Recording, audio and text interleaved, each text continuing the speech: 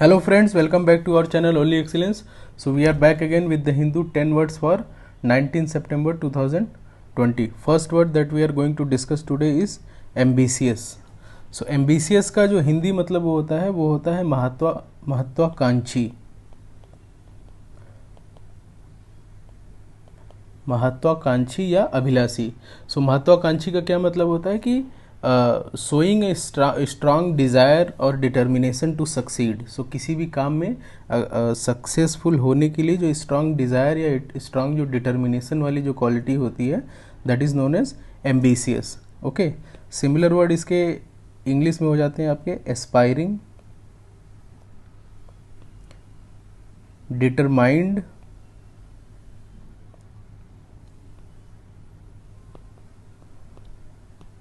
And forceful. Okay, opposite word अगर ambitious का बोलें सो अपोजिट वर्ड हो जाता है एम्बिशियस का unambitious and lazy.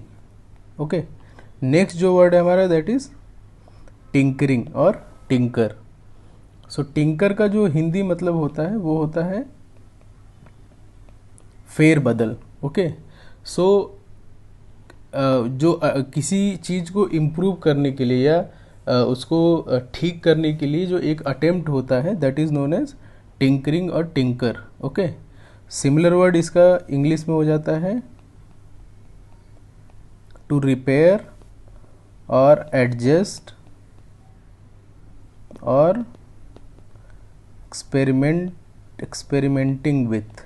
Okay, so किसी के साथ कोई एडजस्टमेंट करके उसको ठीक करना, इम्प्रूव करना या उसको रिपेयर करना that is known as tinkering और टिंकर। ओके, नेक्स्ट जो वर्ड है हमारा that is unfettered.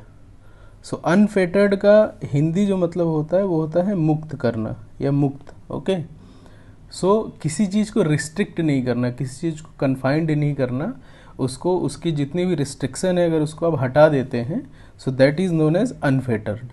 Okay, similar word इसका इंग्लिश में हो जाता है अनरिस्ट्रिक्टेड,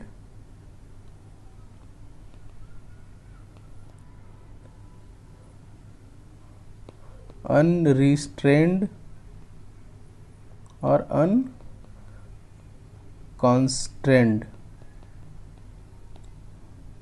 ये इसके सिमिलर वर्ड हो जाते हैं इंग्लिश में। अपोजिट वर्ड अगर बोले अनफेटर्ड का सो अपोजिट वर्ड हो जाता है इसका रिस्ट्रिक्टेड और फेटर्ड।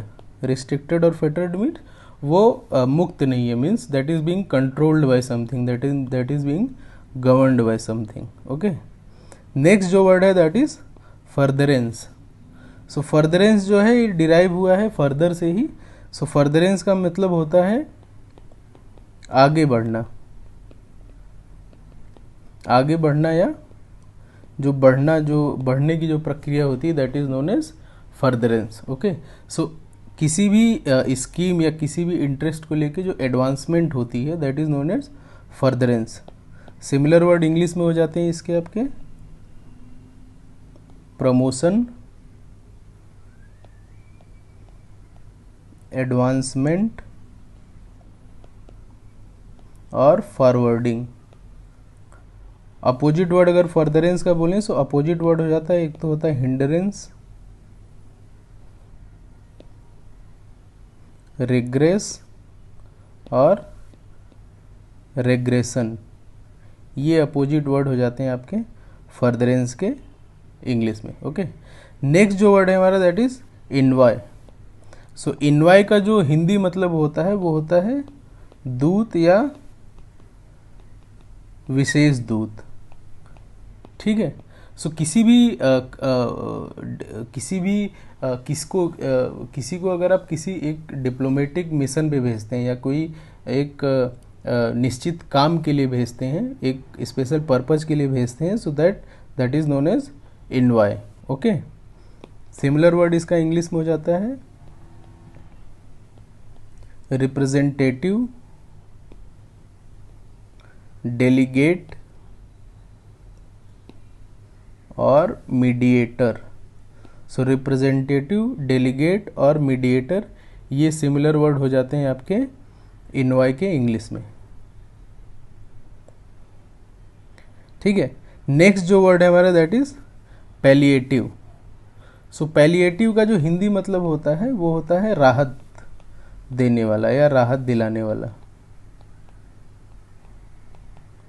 सो राहत देने वाला या राहत दिलाने वाला जो होता है that is known as palliative. ठीक है। सो पैलिएटिव जैसे किसी कोई बीमारी में मेडिसिन को आप बोल सकते हैं कि पैलिएटिव मेडिसिन, और कोई उस बीमारी का जो ट्रीटमेंट है उसको बोल सकते हैं कि पैलिएटिव ट्रीटमेंट। ठीक है।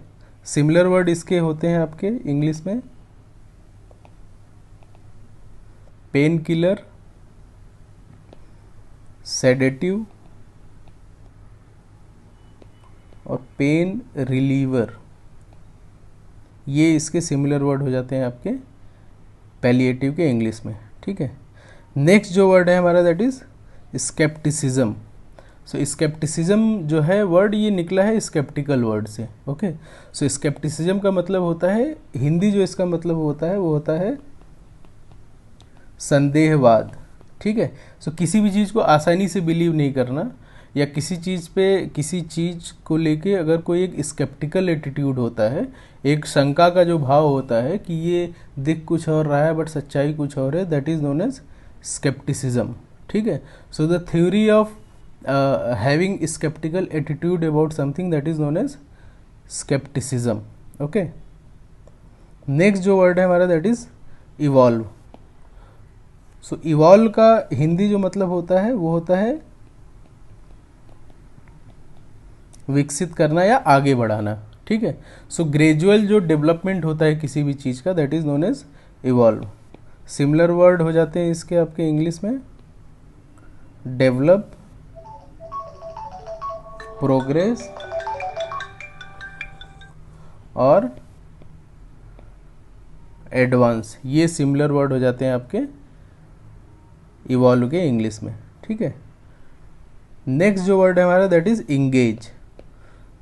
सो इंगेज का मतलब होता है किसी भी काम पे लग जाना, किसी काम पे लगना, या दूसरा इंगेज का मतलब होता है लड़ना। जैसे दो आर्मी अगर आपस में लड़ाई जो इंटरलॉकिंग उनका स्टार्ट हो जाता है that is also known as engage. So किसी भी चीज़ में पार्टिसिपेट करना या इन्वॉल्व हो जाना that is known as engage. Okay. Next जो वर्ड है हमारा that is baton. So baton का जो इसका हिंदी मतलब है वो जैसे पुलिस का जो डंडा होता है, पुलिस का डंडा that is known as baton. So कोई भी जो एक स्टिक है या रॉड है या जो पुलिस वाले लेके चलते हैं उसको भी बैटन बोलते हैं। दूसरा जो म्यूजिक इंडस्ट्री में जो ऑर्केस्ट्रा वाले जो एक लकड़ी लेके जो ऑपरेट करते हैं, जो एक डायरेक्शन देते हैं, that is also known as baton. Okay. Similar word इसका इंग्लिश में हो जाता है स्टिक, रॉड, वैंड और बार। ओके। सो ये रहे आज के हमारे 10 वर्ड्स। आप वीडियो को लाइक कीजिए, हमारे चैनल पे सब्सक्राइब कीजिए। Thank you so much for watching us.